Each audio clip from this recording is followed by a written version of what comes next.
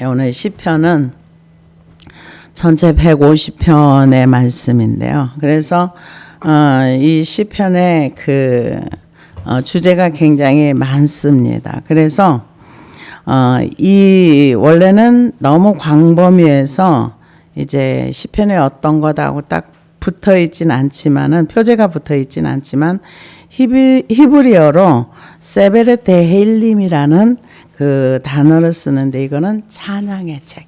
히브리어가 찬양의 책으로 알려져 왔고요. 70인역, 그 70인역에서는 풋살모이라는 표제를 붙였는데 현악기에 반주어 맞춰 부르는 시 이거를 뜻한답니다. 그래서 풋살테리움 이거는 노래집으로 불렀는데 낱말에서 이 시편이라는 그 말이 나와서 시편하고 이 이름을 전체를 시편으로 표제를 붙였답니다. 근데 이 시편에 저자들이 여러 사람이 있어요. 그래서 다윗이 있고 아삽이 있고 다윗이 제일 많이 썼어요. 73편. 그 다음에 아삽이 12편, 고라의 자손이 10편, 솔로몬이 2편, 헤만이 1편, 에단이 1편, 모세가 1편. 그리고 작자 미상이 50편이나 있습니다. 그리고 나서 그러면 이 시편을 받는 사람들은 누군가? 이 사람들은 여호와 하나님의 그 하나님을 알고 있는 의인들, 이스라엘의 사람들, 그 다음에 온 인류 이렇게 표현을 합니다.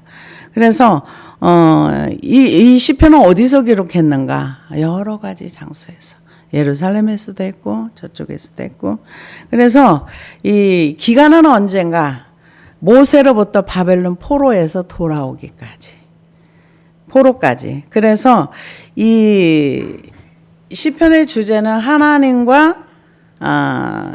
하나님을 위한 찬양도 하고 하나님을 향해서 올라가는 기도도 있고 하나님과 교통도 있고 그래서 이 기록의 목적은 뭐냐?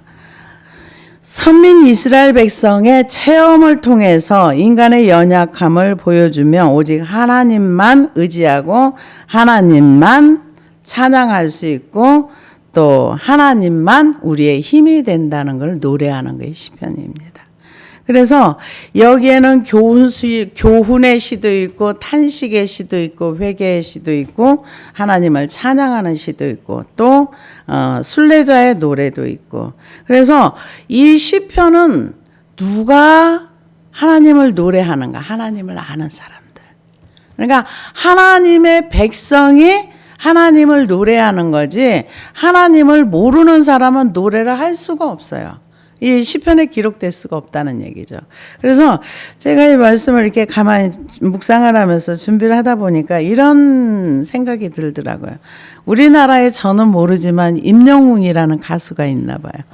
근데 이 사람을 사람들이 얼마나 좋아하는지 그 사람만 보면 좋아가지고 뭐 말할 수가 없대요. 어떤 사람은 유산까지 거기다 줄 정도로 그만큼 사람들이 좋아하고 사랑하는데 근데 저는 이분 얼굴도 모르고요.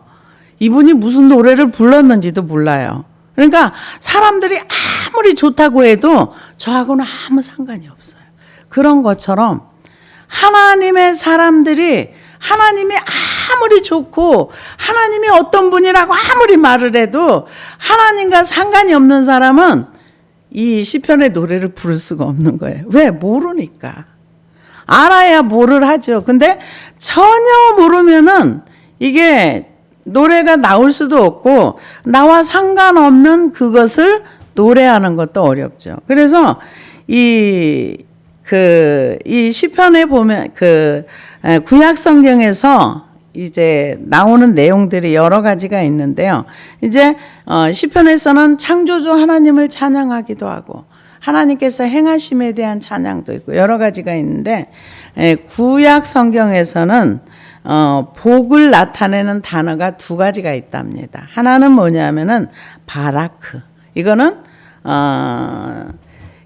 하나님이 누군가를 축복하거나 신적 권위를 가지고 복을 주실 때 바라크 단어를 쓰고, 또 하나는 공로와 상관없이 그렇게 이제 받는, 그러니까는 이 바라크라는 단어는 내가 무슨 일을 해서 복을 받는 게 아니라, 우리가 이거는 우리 구원의 은혜라고 봐야 되겠죠. 하나님이 우리가 아무것도 한 게 없는데 우리를 복을 주신 거, 구원의 은혜가 최고 큰 복이잖아요.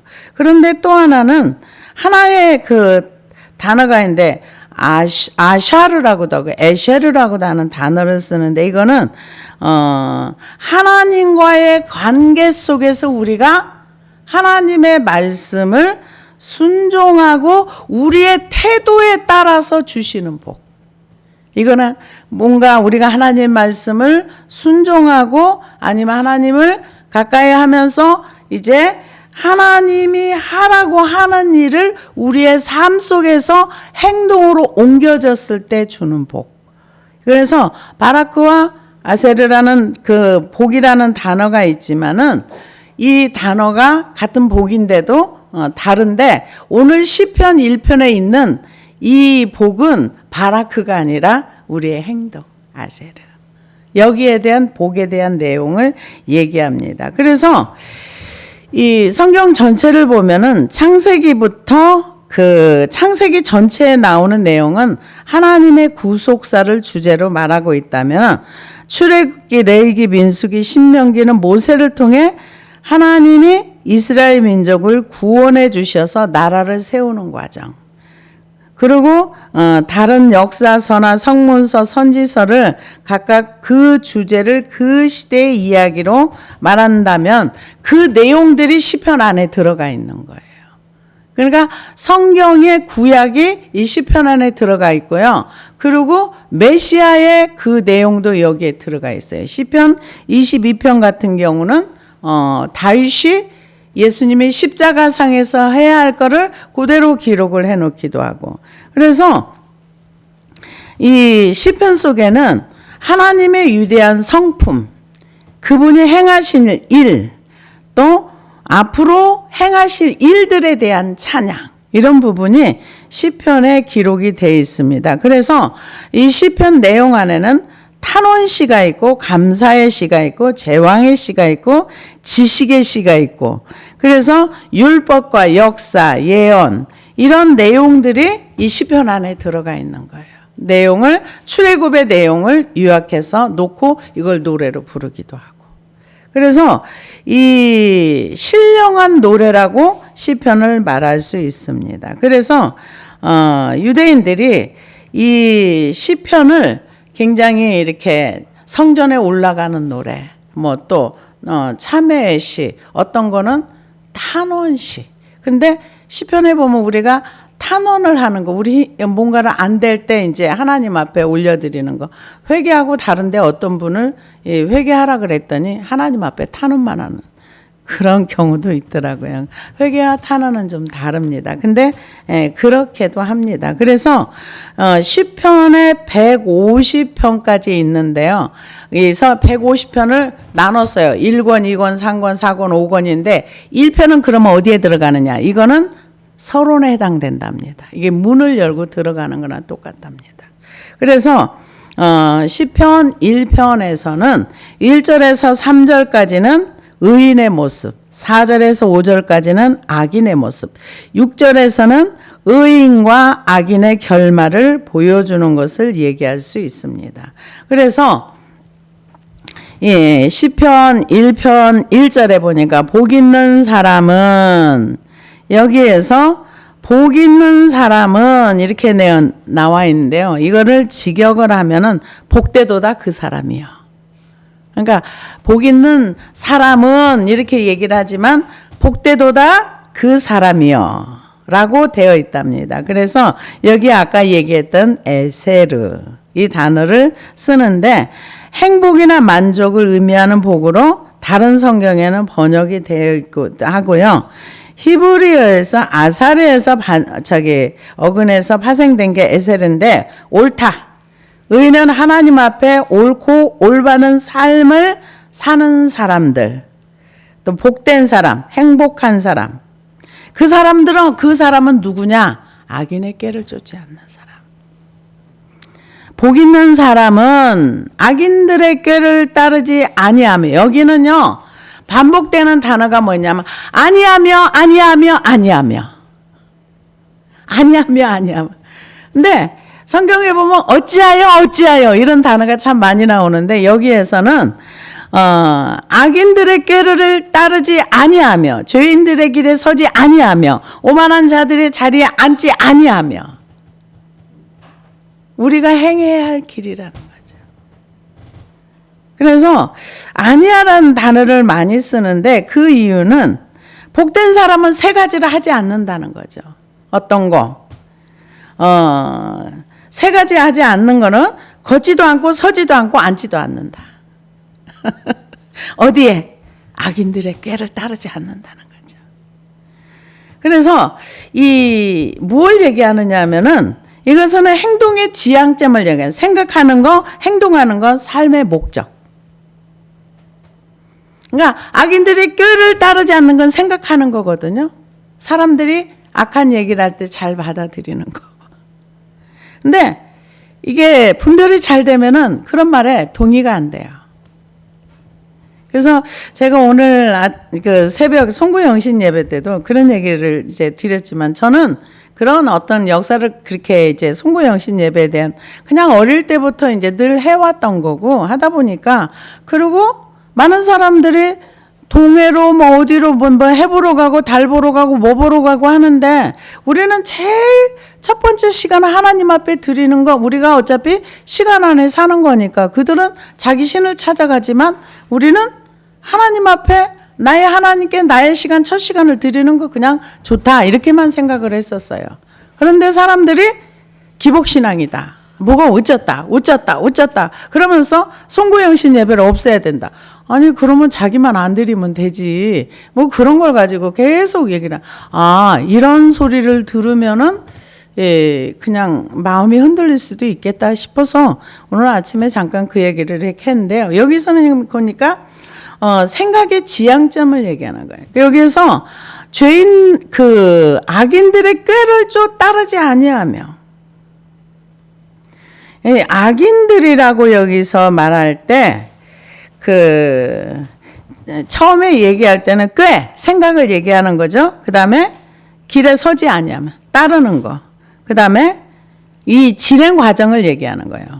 악인들이 꾀를 따르지 않냐면, 생각을 따르지 아니하며, 길에 서지 않냐면, 길에 선다는 거는 행동을 하려고 움직이는 걸 얘기하는 거고요. 그리고 서지 아니하며 오만한 자들의 자리에 앉지 않냐고, 이제 앉아서 행동의 결과를 나서는 거죠. 성경에서 길을 얘기할 때는 항상 행동을 얘기하는 거예요.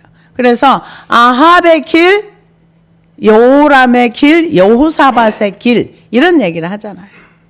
그런 것처럼 여기에서 우리가 알 수 있는 건 뭐냐면은, 가장 큰 교훈은 점진적으로 행동에 옮겨간다는 거죠.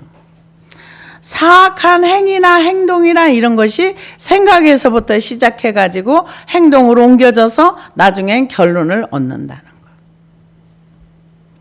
그래서 이 악인들이라는 단어는 레샤임이라는 단어를 쓰는데, 죄인, 오만한 자와 동의어랍니다. 그래서 의인은 차다킴이라는 단어를 쓰는데 전혀 다른 단어예요. 그래서 악인들이 도모, 계임, 계획, 꾀임, 여기에 이제 자기네 나름의 어떤 계획을 세우고 뭔가 일을 진행하려고 할 때 그 길에 안 간다는 얘기예요. 그게 누구냐? 복 받은 사람들, 복 있는 사람들. 그래서 이거를 분별하면 따라가지 않을 수 있는 거죠. 그래서 악인의 꾀를 따르지 아니하며, 여기에서 악인이라는 단어는 이미 유죄한 자, 곧 법정에서 유죄 판결을 받은 자, 하나님의 율법 앞에서 죄인으로 입증된 자라고 얘기할 수 있답니다. 그래서 이 얘기는 뭐냐면은, 악인들의 꾀를 따르지 아니하면, 악인들의 꾀를 따르지 아니하면은 하나님의 뜻과 상관없이 사는 게 악인이라는 거예요. 그 모든 사상에 하나님이 없는 사람. 하나님이 없는데 어떻게 하나님을 따라 살 수 있습니까? 죄인들의 길에 서지 아니하며, 죄인이라는 단어는 하다임을 쓰는데 표적을 빗나가거나 또는 길을 잃어버린다. 하나님의 길을 잃어버리고 자기의 길을 가는 사람. 근데요, 하나님의 길을 잃어버리고 자기의 길을 가는 사람이 자기의 길을 가는 걸 아는가? 몰라요. 어두운 가운데 있기 때문에 자기가 지금 바르게 가는지 바르지 않은지를 모릅니다. 언제 합니까? 말씀의 빛이 이렇게 비춰져서 아하, 내가 지금 하나님이 없는 삶을 살았구나 깨달아야 내가 잘못했구나. 성령님이 조명해 주지 않으면 잘 모릅니다, 우리가. 정말 저는 말씀을 이렇게 계속 이렇게 붙들고 이제 기도하면서 오다 보니까 정말 우리에겐 성령님이 너무 필요해요. 진리의 성령님이 오셔서 우리를 진리 가운데로 인도해 주시고 이 말씀의 빛으로 우리에게 비춰줘서 내가 비춰져야 돼요. 그래야 내가 하나님의 은혜는 허벌나게 받아놓고 그 은혜 받은 걸 몰랐구나. 몰랐다는 건 뭐예요? 무지예요. 하나님 제가 정말 몰랐어요. 하나님이 이렇게 긴 시간을 나에게 참아줬음에도 나는 하나님이 나를 참아주고 있다는 것조차도 제가 몰랐어요. 그러면 어떻게 해요? 잘못했어요. 모르는 거예요. 그래서 오만한 자의 자리에 앉지 않는다는 거, 오만한 자의 자리가 어떤 걸 아는 사람이 안 앉는 거예요. 모르면 앉을 수밖에 없는 거죠. 그래서 여기에서 오만한 자를 얘기할 때 하나님을 조롱하는 사람들. 에이, 기도해봤자 뭐 되는 일 있어? 이런 사람들. 그래서 여기에서 하나님의 말씀을 이렇게 따라갈 때 꾀를 쫓고 길에 서고 그리고 오만한 자리에 앉고 이런 거는 점진적인 과정을 얘기해 주는 거예요. 그 길을 간다. 할라크라는 단어를 쓰는데 이 단어는 에녹이 하나님과 동행할 때도 이걸 쓴 거예요. 우리가 하나님과 동행할 때는 뜻이 같아야 동행이 되는 거예요. 전혀 다른 방향으로 가면은 동행이 안 되는 거죠. 그래서 죄의 성질이 꾀를 따르고 길에 서고 그 다음에 앉고 이렇게 점진적으로 죄를 향해서 나가는 것을 얘기합니다. 그러면서 오직 자리에 앉지 아니하고 이게 죄인은 이렇게 가는데 복 있는 사람이 이거 안 따라간다는 거예요. 안 따라가고 그럼 뭐 하는가? 오직 여호와의 율법을 즐거워하여. 히브리어서 율법을 이제 토라라고 표현을 하는데요. 유대인에게는 흔하게 그냥 모세오경을 토라 이렇게 얘기한답니다. 넓은 의미로는 하나님의 기쁘신 뜻이 계시라는 그런 교훈, 훈계 이런 의미도 가지고 있답니다. 그래서 이 전체에 흐르고 있는 내용을 볼 수 있고 그리고 그거를 따라가는 거. 그런데 그거를 즐거워한다는 거죠. 율법을 즐거워하여. 그러니까 율법을 즐거워하려면 하나님이 좋아야 돼요. 좋아야 그분의 말씀을 생각하고 누가 나를 사랑하는 사람이 나에게 좋은 말을 해줘봐요. 그걸 묵상하죠. 누가 나한테 이렇게 얘기해줬어. 굉장히 즐겁잖아요. 그래서 즐거워하면은 율법과의 계속적인 관계를 맺는 삶을 얘기하는 거예요. 여호수아 1장에 보면은 그 여호수아에게 뭐라 그래? 너는 좌우로 치우치지 말고 오직 여호와의 율법을 묵상하라 그랬어요. 율법을 중심으로, 말씀을 중심으로 좌쪽으로나 우측으로나 치우치지 말고 그 말씀을 중심을 따라가라는 거죠. 예, 여호수아가 노예의 신분에서 지도자가 됐을 때 사람들이 저 똑같은 신분인데 모세는 왕궁에서 교육이나 받았지. 너는 뭐야? 우리하고 똑같은데. 이럴 수 있는 소지가 많은 사람이었죠. 그러니까 하나님께서 그걸 아시고 너는 좌로나 우로나 치우치지 말고 주야로 여호와의 말씀을 묵상하라 이렇게 얘기했어요. 그래서 그 묵상한다는 거는 원래 말하다 속삭이다라는 뜻이 있답니다. 그래서 말씀을 말로 내가 표현하기도 하고. 근데 이 말씀이 영이요 생명이라 했기 때문에 남이 읽어주는 거 듣는 것도 좋지만 내가 내 소리로 말을 소리로 내어서 내 귀로 들어가게 하는 것도 굉장히 유익합니다. 그래서 이 주야로 묵상하며 그 율법을 주야로 즐거워하고 묵상하는 거 생각하는 거죠. 근데 가끔 말씀을 이렇게 묵상이 되어질 때 나도 이렇게 해야지 이런 게 있죠. 그래서 그 느헤미야서가에 보면은요 여호와를 즐거워하는 것이 너희의 힘이다 이런 말씀이 있습니다. 그래서 가끔은 내가 하나님을 안 즐거워해서 이렇게 힘이 없나 이런 생각을 할 때도 있는데요. 우리의 힘은 하나님으로 삼으면 하나님으로부터 힘이 옵니다.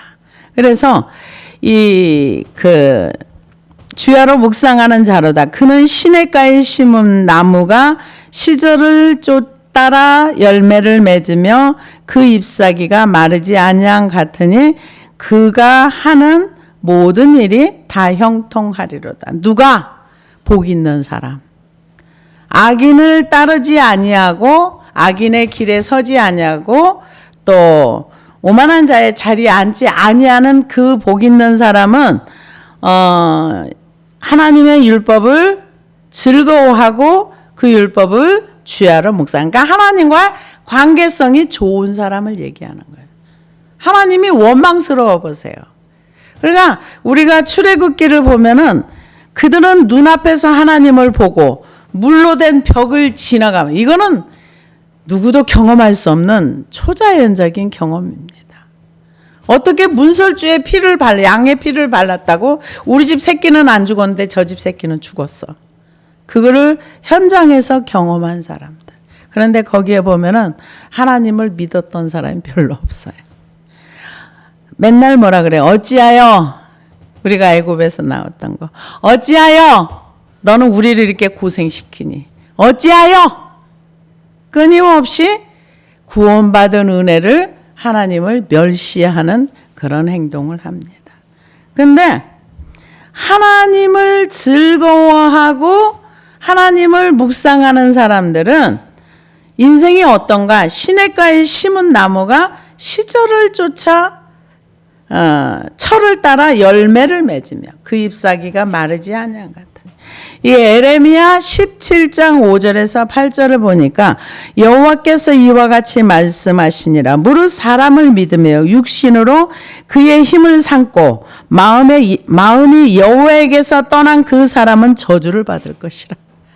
하나님은 우리는 그 복음성가에 너는 사랑받기에 태어난 사람이라고 그러잖아요. 근데 여기에서는 뭐라 그래요? 사람을 믿으며 육신으로 그 힘을 삼고 마음이 여호와에게서 떠난 사람은 저주를 받는데요. 복 있는 사람은 하나님을 즐거워하는 사람이에요. 우리가 하나님을 사랑해도 되고 안 사랑해도 되는 것이 아니라 정말 사랑해야 우리 인생에 복된 사람이 됩니다. 그러면서 저주를 받을 것이라. 그는 사막의 떨기나무 같아서 좋은 일이 오는 것을 보지 못하고 광야 간조하고 건건한 땅 사람이 살지 않는 땅에 살리라. 외로운 삶이라는 거죠. 왜요? 광야도 외롭고요. 건조한 거, 물이 없는 거. 사람이 살지 않는 땅에 홀로 산다는 거예요. 어떤 사람이? 하나님을 믿지 않는 사람, 여호와에게서 떠난 사람, 사람을 믿는 사람, 육신으로 자기 힘, 자기가 가지고 있는 걸 힘으로 사는 사람, 외로운 사람이라는 거예요.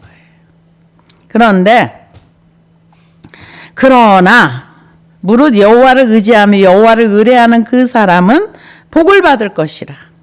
그는 물가에 심어진 나무가 그 뿌리를 강변에 뻗치고 더위가 올지라도 두려워하지 아니하며 그 잎이 청정하며 가뭄을 해도 걱정이 없고 결실이 그치지 아니한 같으리라. 그러니까 하나님이 우리에게 원하시는 건 뭐냐? 하나님을 믿고 그분을 의지하라는 거예요. 그러면 복 받는다는 거예요. 근데 문제는 그렇게 하기만 하면, 여호와를 의뢰하며 그분을 의지하고 이런 사람을 복을 받고 어느 정도 복을 받느냐? 세상이 아무리 이상해져도 그 사람은 마르지 않는 샘물처럼 부족함이 없다는 거예요. 그래서 갈라디아서 5장에 보면 성령의 9가지 열매가 나오는데요. 우리의 신앙 생활의 그 신앙 과정은 아무 때나 열매가 맺는 것이 아니라 나무가 하나님 나라에 심겨져가지고 생명의 그 마태복음 13장에 있는 말씀처럼 똑같이 말씀을 받아 이렇게 떨어져도 마음밭에 떨어져도 그것을 받아들여서 30배, 60배 결실을 해서 열매를 맺는 사람이 있고 관심이 없어. 새들이 와서 가져가 버리는 거예요. 그러면 아무리 말씀을 많이 들어도 그 사람은 삶의 열매가 나올 수가 없죠. 왜? 생명이 안에 떨어져서 그게 하늘의 밀이 땅에 떨어져 죽고 거기서 확인하고 이렇게 해야 열매가 나오는 건데 아무리 많이 설교를 들어도 그 떨어진 대로 받아들이질 않으면 새가 와서 홀딱 가져가고 남는 게 없는 거예요. 듣기는 많이 들었는데 없는 거예요. 그래서 이전에 뭐라 그래요?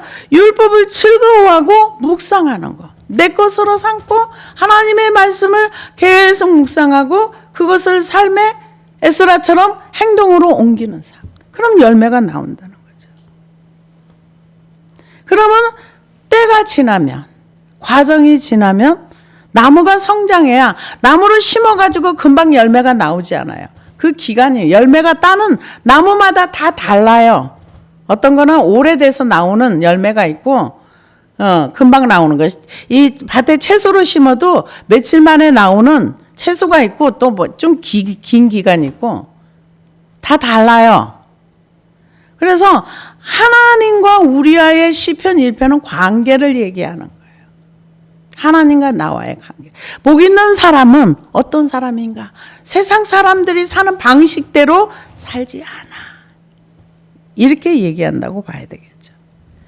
그래서 창세기 39장 2절에서 3절 보니까 여호와께서 요셉과 함께 하심으로 그가 형통한 자가 되어 그의 주인 애굽 사람의 집에 있으니 그의 주인이 여호와께서 그와 함께 하심을 보며 또 여호와께서 그의 범사에 형통하게 하심을 보았더라. 환경적으로는 바닥이라도 하나님의 함께하면 절망하지 아니하고 낭망하지 아니하고, 그리고 나중에 결과가 열매가 뭡니까? 하나님을 드러내는 열매예요. 어떤 열매예요? 형제들을 그 꿈대로 와서 다 무릎 꿇고 애굽을 살리고 나라를 살리고 가족을 살리는, 그게 열매인 거예요. 근데 과정이 없이 열매가 나옵니까? 그 과정이라는 건 뭐예요? 바닥으로 더 떨어질 수 없을 만큼 떨어졌을 때 그곳에서 하나님을 인정하고 그곳에서 하나님을 묵상하면서 하나님을 버리지 않는 것. 요셉은 충분히 버릴 수 있었어요. 현실을 쳐다보면. 왜요? 하나님, 나에게 꿈을 줬는데 이게 뭐예요? 나한테 노예되라고 지금 그 꿈을 준 거예요. 해와 달이 절한다며요. 이러면서. 이게 도대체요, 이게 뭐예요, 이게? 내가 노예되려고 이렇게 했어요? 이러면서 하나님을 향해서 욱박지르면서 나 다 필요 없어요. 나 죽어버릴 거야. 그래서 끝나는 거예요. 다 필요 없어. 내가 이거 언제까지 해? 하나님 언제까지 하라는 말도 없잖아요. 이러면서. 그랬으면은 절대로 그 열매가 나오질 않습니다. 열매 안 나와요. 하나님을 우리가 삶에서 인정하면서 그분의 말씀을 즐거워하고 묵상하고 그분을 따라가는 삶. 내가 나를 따라가고 있는지 하나님을 따라가고 있는지 이거 분별해야 돼요. 근데 이걸 잘 못합니다. 그러려면은 말씀을 많이 읽고 말씀의 빛이 우리에게 비춰져서 내가 나를 알아야 돼요. 내가 어떤 사람인가. 그래서 그러면은 시절을 쫓아 과실을 맺는다는 거죠. 그래서 마태복음 7장 16절에서 20절도 보면은 그들의 열매로 그들을 알지니 가시나무에서 포도를 또는 엉겅퀴에서 무화과를 따겠느냐. 이와 같이 좋은 나무마다 아름다운 열매를 맺고 못된 나무가 나쁜 열매를 맺나니 좋은 나무가 나쁜 열매를 맺을 수 없고 못된 나무가 아름다운 열매를 맺을 수 없느니라. 아름다운 열매 맺지 아니하는 나무마다 찍혀 불에 던져지느니라. 이러므로 그들의 열매로 그들을 알리라. 이건 뭘 얘기합니까? 이 이스라엘 백성들이 광야에서요, 하나님의 말씀을 믿고 받아들였으면 열매가 나오는 거예요. 근데 그들의 열매는 뭐예요? 못된 나무가 돼서 못된 악한 열매를 맺었어요. 왜요? 그들이 왜 그럽니까? 지금 가데스 바네 입구에 왔어요. 입구에 와서 12명의 정탐꾼을 보냈어요. 지금 광야에서 시간을 보냈어요. 그런데 그들은 거기에서 갔다 와서 10명의 정탐꾼들의 말을 듣고서 이제 우린 죽었다. 그러면서 거기 또 나와요. 어찌하여 우리를 애굽에서 불러내었던 거. 어찌하여 모세는 너는 여기서 우리를 끌고 와서 이 광야에서 죽게 만드냐. 그게 그들의 열매예요. 못된 나무가 악한 열매를 맺은 거죠. 못된 나무가. 못된 나무라는 건 뭐예요? 하나님의 말씀을 믿지 않냐고 받아들이지 않냐고 내 생각대로 내가 보기에는 어찌하여야. 내가 보기에는 이 광야 너무 싫어. 현실도 싫어. 척박한 것도 싫어. 나는 노예로 살아도 애굽이 좋아. 세상이 좋아. 그게 그들의 열매예요. 삶의 열매예요. 그러니까 그들은 못 들어갔죠. 그래서 이 시절을 쫓아 열매를 맺는 과정이 있다는 거죠. 심겨졌는데 금방 열매가 나오지 않아요. 그러면서 그 잎사귀가 마르지 아니한 같으니 그가 하는 모든 일이 다 형통하리로다. 악인들은 그렇지 아니하며 오직 바람에 나는 겨와 같도다. 겨라는 것은 쭉정이를 얘기하는 거예요. 바람이 불면 막 바람 부는 대로 날아가는 거예요. 이거는 세상의 기류가 어떠면 세상을 따라서 이리저리 흔들리면서 아 세상이 이렇대 뭐가 이렇대 하면 다 그쪽에 흘러가는 거예요. 이사야 5장 24절에서 25절을 보니까 겨와 같은 사람 뭐라고 표현했냐면은 이로 말미암아 불꽃이 그루터기를 삼킨 같이 마른 풀이 불 속에 떨어진 같이 그들의 뿌리가 썩겠고 꽃이 티끌처럼 날리리니 그들이 만군의 여호와의 율법을 버리며 이스라엘의 거룩하신 이의 말씀을 멸시하였습니다. 그러므로 여호와께서 자기 백성에게 노를 바라시고 그들을 위해 손을 들어 그들을 치신지라. 산들은 진동하며 그들의 시체는 거리 가운데 분토같이 되었도다. 그럴지라도 그의 노가 돌아서지 아니하겠고 그의 손이 여전히 펼쳐져 있느니라. 여러분 우리가 하나님에 대해서 관심 가져야 돼요. 왜냐? 엘리의 두 아들은 하나님의 성전 안에서 살았어요. 그런데 여호와를 알지 아니하더라. 왜 알지 않았을까요? 알고 싶지 않았던 거예요. 관심이 없었던 거예요. 그러나 나중에 하나님이 그들을 향해 너희가 나를 무시하니 그럼 난 너희를 멸시할 거야. 그리고 엘리의 그 두 아들은 젊어서 죽었습니다. 우리가 하나님에 대한 무관심 우리가 버려야 됩니다. 하나님에 대해서 관심을 가져야 돼요. 하나님이 우리가 조금만 누가 사랑하는 사람이 있다면 이 사람은 이런 걸 싫어해. 아, 이 사람이 이걸 되게 좋아해. 그럼 뭔가 좋은 게 있으면 사랑하면 거기서 주고 싶어요. 싫어하는 건 안 하고 싶어. 이게 사랑의 관계입니다. 시편 35편 5절에서 6절을 보니까 그들을 바람 앞에 겨와 같게 하시고 여호와의 천사가 그들을 몰아내게 하소서. 그들의 길은 어둡고 미끄럽게 하시며 여호와의 천사가 그들을 뒤쫓게 하소서. 멸망이 순식간에 그에게 닥치게 하시며 그가 숨긴 그물에 자기가 잡히게 하심. 멸망 중에 떨어지게 하소서. 누가? 악인들이 바람 앞에 겨처럼 날아가는 거. 이 겨라는 건 뭐예요? 알곡을 다 빼내고 난 껍질을 얘기하는 거예요. 그러니까 겨 껍데기 이거는요, 모양은 있어요. 모양은 있어요. 그러니까 종교인들이, 바리새인들이 종교인이었습니다.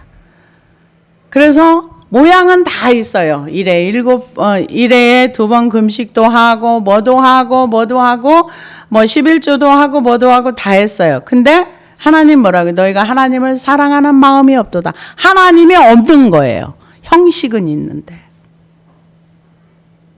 알맹이가 있어야죠. 주님을 사랑하는 마음이 있어야 되는 거죠. 그런 사람들은 하나님을 사랑하거나 하나님이 없는 사람들은 하나님께서 천국에 안 보내주십니다. 그래서 누가복음 3장 17절에 보니까 손에 키를 들고 자기의 타작마당을 정하게 하사 알곡은 모아 곳간에 들이고 쭉저기는 꺼지지 않는 불에 태우시리라. 옛날에 제가 이제 그 70년대 결혼해 시골에 가니까 거기에서 밥을 하는데 뭘 태우느냐? 겨를 태우더라고요. 가마솥에다가 이렇게 가마솥을 걸어놓고 겨를 한가닥 갖다 놓고 계속 이게 집어넣으면서 불을 이렇게 붙여주면서 그래서 밥을 하더라고요. 그러니까 우리가 하나님 나라에 알곡이 되지 못하고 껍데기만 남아가지고 형식은 있는데 내 내용 안에, 내 내면 안에 하나님을 사랑하고 하나님을 기뻐하고 하나님에 대한 어떤 게 없다면 우리는 형식을 갖춘 바리새인이 되면 안 된다는 거죠. 그러면은 결론이 좋지 않게 납니다.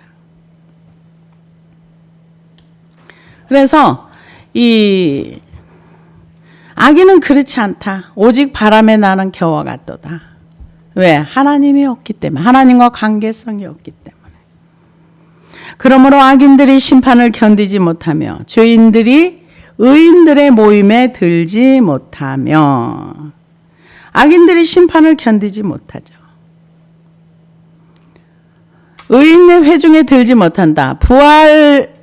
부활해서 천국에 들어가는 거 못하는 거죠. 어디에 갑니까? 백보자 심판대에 가는 거죠.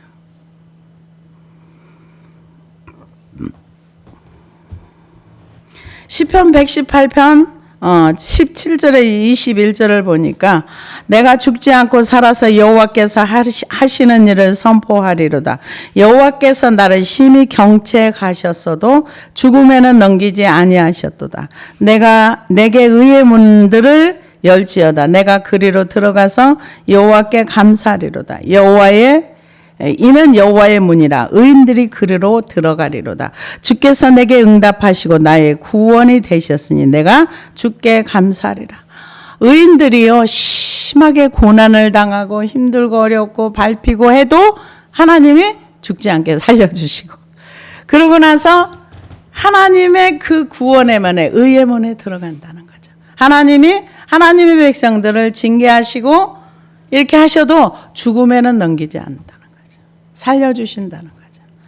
징계는 왜 옵니까? 깨닫고 하나님과의 좋은 관계, 하나님이 싫어하는 걸 버리기 위해서. 그래서 악인들은 심판을 견디지 못하며 죄인들이 의인의 모임에 들지 못하다. 의의 문이 안 열리면 못 가는 거죠. 우리는 의라는 거는 우리가 율법을 잘 지켜서 의인이 되는 것이 아니라 하나님의 의가 우리에게 와서 우리가 의인이 되는 거예요. 우리가 무슨 선한 일을 하거나 무엇을 해서 하는 것이 아니라 우리가 예수 그리스도를 믿음으로 의롭다 하심을 받는 그 의를 가지고 의의 문을 들어가는 거예요. 예수님을 통하여 들어가는 문이죠. 그래서 의인들의 모임에 들지 못하리로다. 무릇 의인들의 길은 여호와께서 인정하시나 악인들의 길은 망하리로다. 시편 15편 1절에서 2절을 보니까 여호와여 주의 장막에 머무를 자 누구 오며 주의 성산에 사는 자 누구 오니까 정직하게 행하며 공의를 실천하며 그의 마음에 진실을 말하며. 근데 못 들어가는 자, 여기 수군수군 비방하고 남 욕하는 자, 이런 사람은 그 공의의 문에 못 들어간다, 이렇게 얘기를 하고 있는데요. 그래서 우리가 하나님을 인정하는 거, 의인들은 여호와께서 인정하시나, 우리가 하나님을 먼저 인정해야 하나님도 우리를 인정해 주세요. 범사의 여호와를 인정하라. 그리하면 내 길을 지도하시리라. 내가 하나님이 인정 안 하는데 하나님 날 인정 안 해줘요. 믿음이 뭐예요? 하나님이 인정하는 거예요. 하나님이 이렇게 나를 위해서 예수 그리스도를 보내주셔서 내가 예수님을 믿음으로 구원을 받아 하나님의 행하신 일을 인정하는 거. 내가 그것을 믿는 걸 보고 넌 구원받은 백성이야, 인정해 주는 거. 그러면서 하나님이 왜 아들을 보내서 우리의 죄 때문에, 그러면 하나님 죄를 싫어하는구나. 죄를 버리고, 죄를 어디다 버려? 십자가 밑에 버리고.